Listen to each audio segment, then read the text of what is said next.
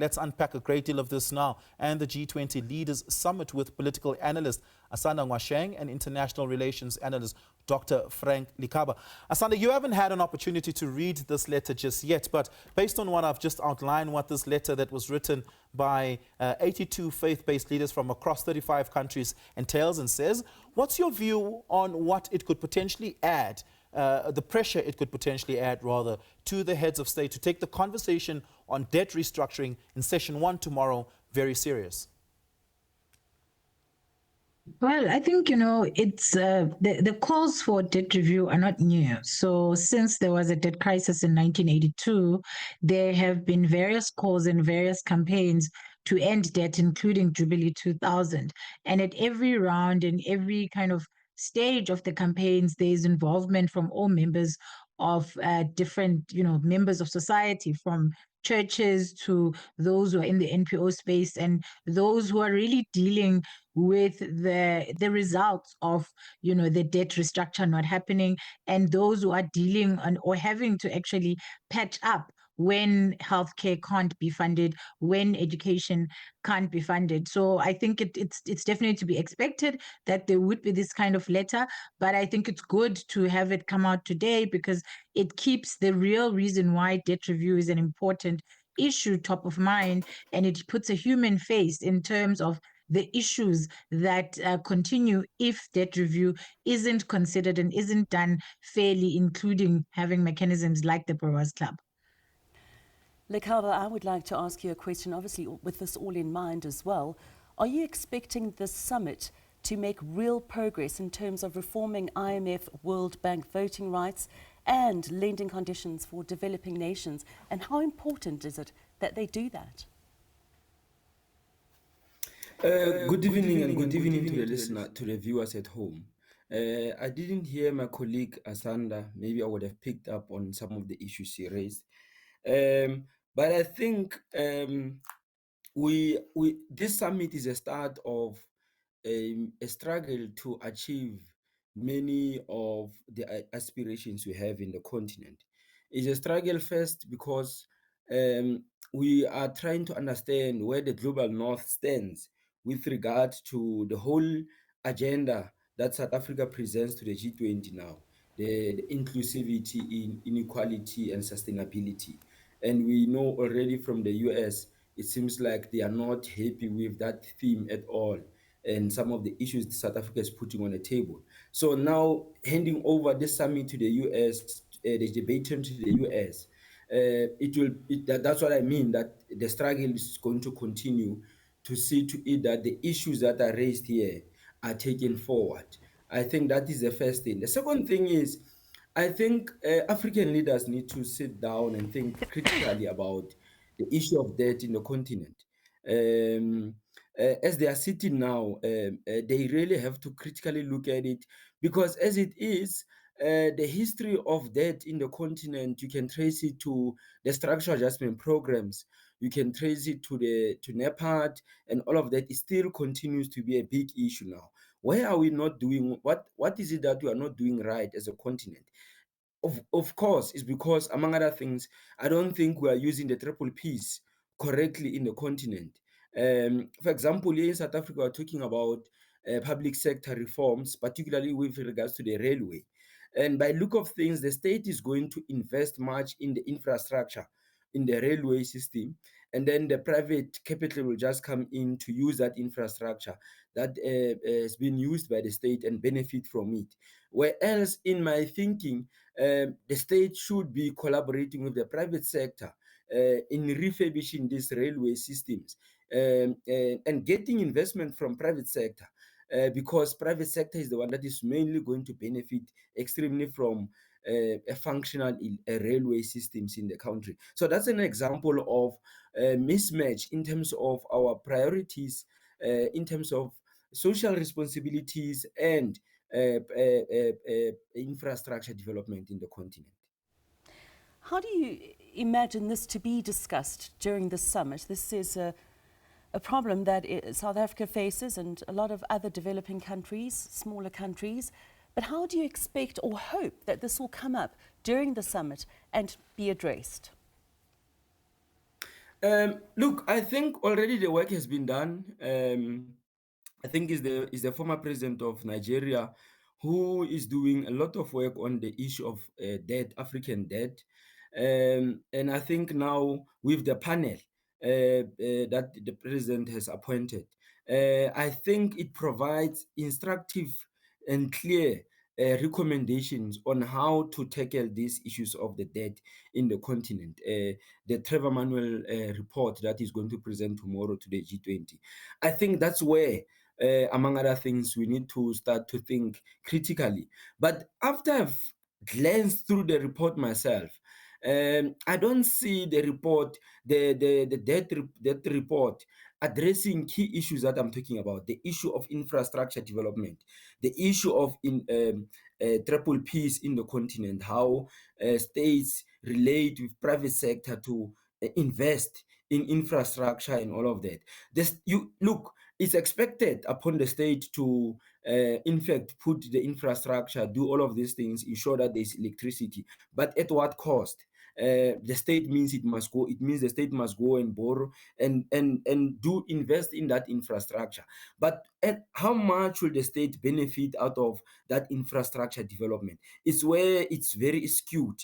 And we know with the neoliberal policies, unfortunately, that we have adopted, where the state intervention has been limited in terms of how much the state can regulate in the markets and all of that, then it means the state will just be laying the ground fertile for the private sector to maximize their profits and all of that, but the state will have to benefit less out of it. And then worse, with regards to agriculture, agriculture is one of the worst sectors we treat badly in the continent, because what the farmers invest in terms of their produce and all of that, they get little from the state, subsidies and all of that.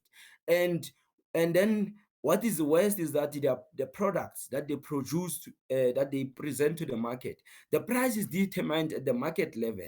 And so this is another thing that is very skewed about the issue of agriculture, the issue of infrastructure development in the continent, which then ultimately lands in this high debt that we see in the continent. And of course, the last point I want to raise, the expense where states go and borrow and then invest the money that they've borrowed in servicing social responsibilities, in education, healthcare. Of course, we want that. We really want that. But also, what are the dividends of that? Material dividends to service the debt. We see this as a continuous cycle where states continue to borrow and invest in health, education, good. But in terms of economic growth and paying back the debt, it really lands us in the situation we are in now in the continent. Yeah. Asanda, I want to bring you in the conversation here. Debt speaks to the question of sovereignty quite a lot, particularly in the global south. When you look at countries across Asia and in part of West Africa and North Africa, where the default risk is quite threatening and quite frightening, rather, because it is sovereign assets that are the collateral to that default risk. And of course, the question of structural reform programs have always been a conversation around how much it undermines the, polity and policy sovereignty of African and global South nation states to be able to determine and chart out their own future. How much of the debt conversation should be about uprooting structural reform programs, particularly debt coming from Bretton Woods institutions, in charting a new path forward? Well, I mean, I think the conversation needs to be about rethinking debt altogether, as far as I'm concerned, because you have the governments that take out the debt are not necessarily the governments that have to pay back the debt, but it's the same citizens in the same country that effectively ends up suffering. And so you have these governments that come in, they take out debt, they don't use the debt that they've taken out effectively. There's a lot of corruption. I mean, in South Africa right now, we're talking about, Tembisa. Not long ago, there was a crisis with Life Esitimeni. Those are all projects that were potentially funded with debt money, and all of them have come to naught. And unfortunately, there's no accountability when that happens. And instead, all that happens is that future health concerns, future education concerns, and future social concerns of the country are put at risk without any accountability for those who do that, or any engagement about how to do that differently. Even the conversation that we're having now about climate, about climate justice, is really about climate debt financing.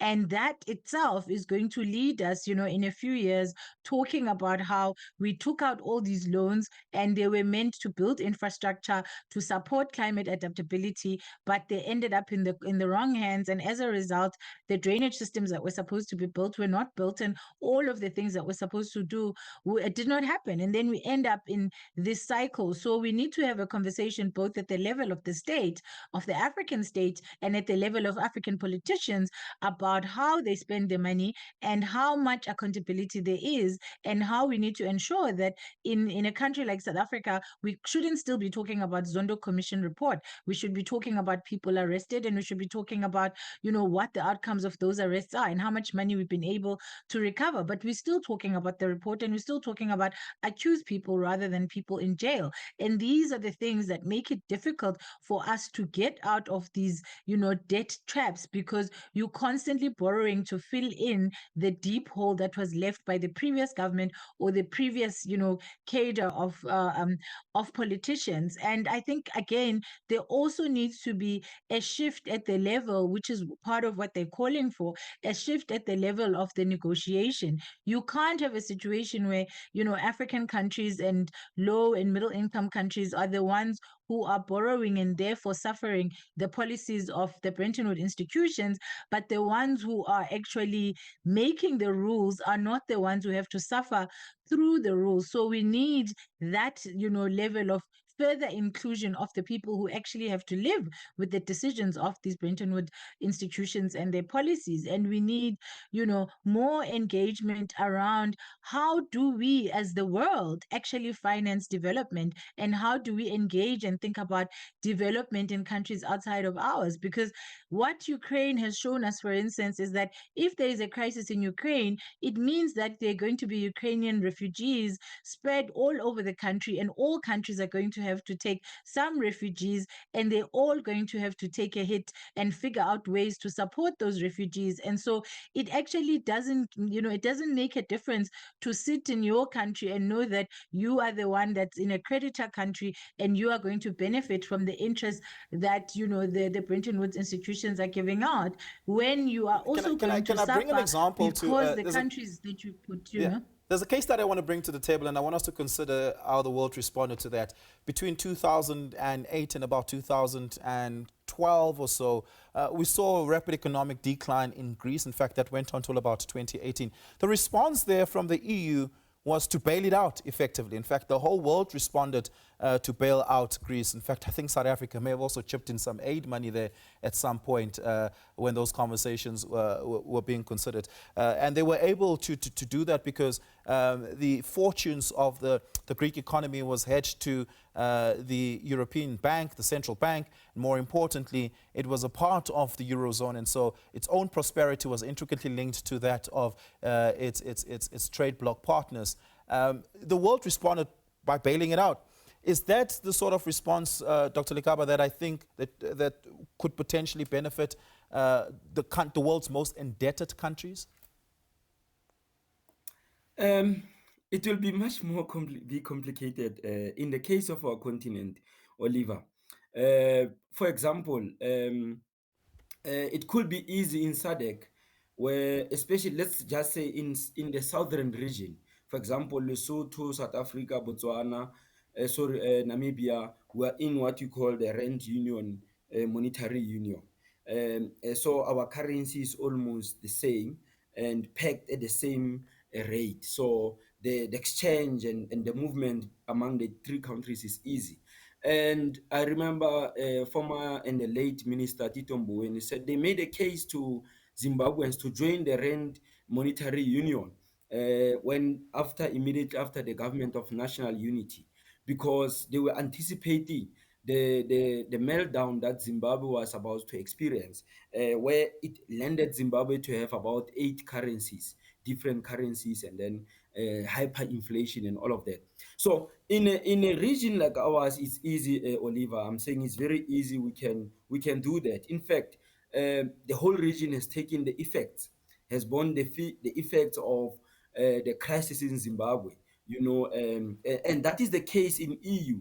But take, for example, in West Africa, where you have got countries that are still using the CFA franc, which is generally the Franco aligned monetary kind of a union. And then you have got Nigeria, which uses a different currency, Ghana. So these are the issues that I think we need to reflect on as a continent. On the currency, how do we use common currency? As you are talking about building a common market through the Africa Continental Trade Agreement. So should we have that common market, Oliver, we can then be able to respond to a crisis as a region, as a continent, to a particular country. And that's why it was easy in Europe, because Greece is in the Eurozone, so the whole entire region could respond, and they could do what they call their own structural adjustment program in Greece. But Oliver, not to deviate from the discussion, to just maybe re-engage the point, the question you asked to Asanda, and she did answer it nicely. But I think there are two things that are missing on the conversations, and which are very critical, Oliver. The issue of illicit financial flows.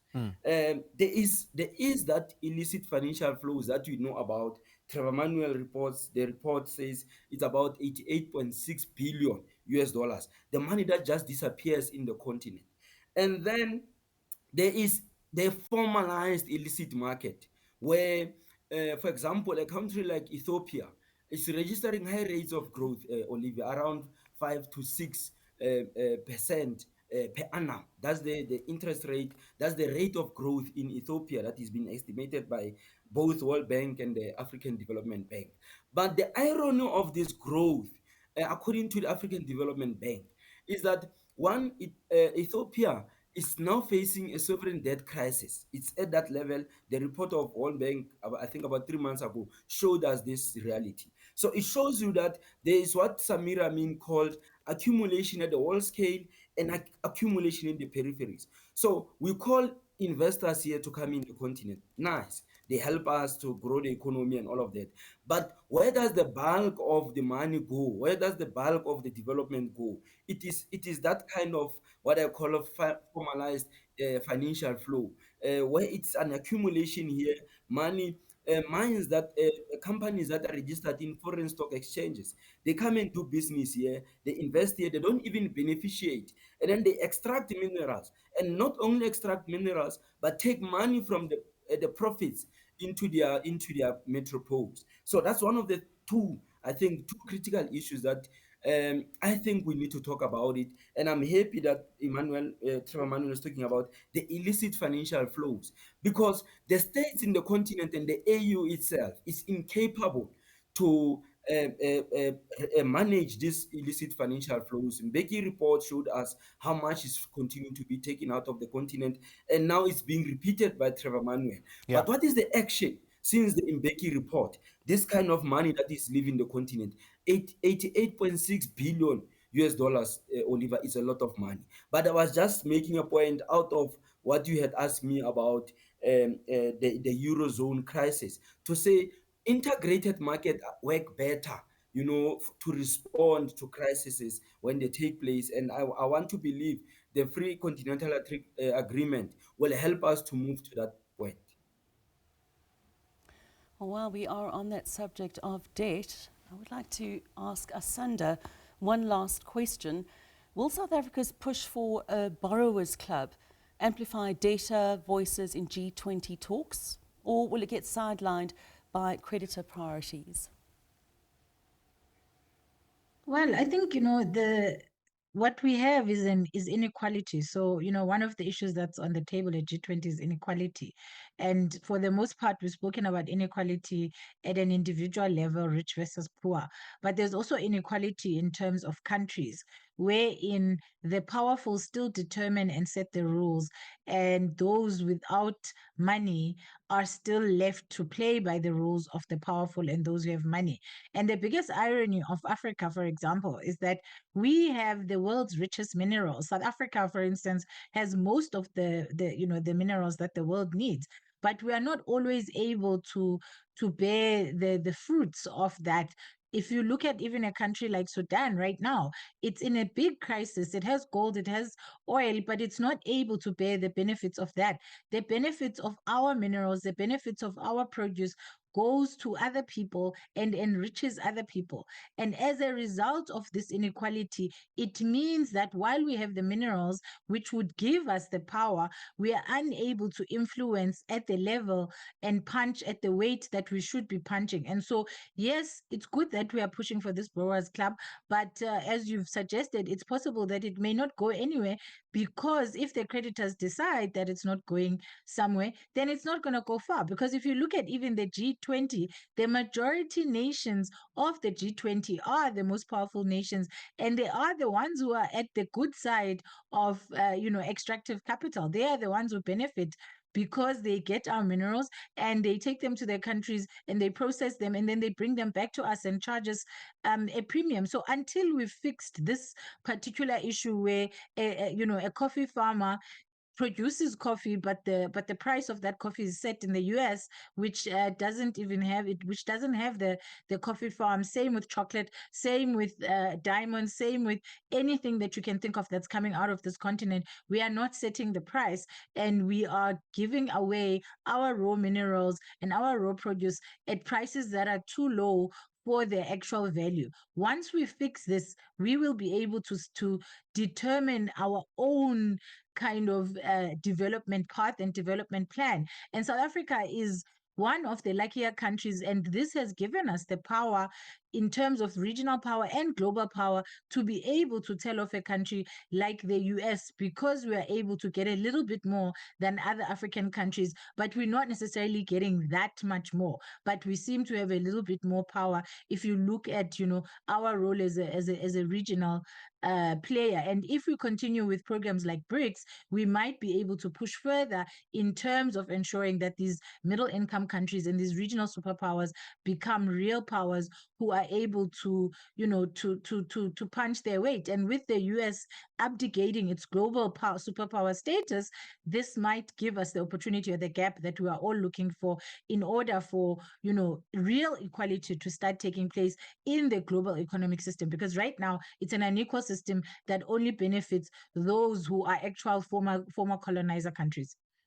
Thanks very much, Asanda. Some interesting points there, and with regards to BRICS as well. And there's BRICS members attending this summit, the G20 summit.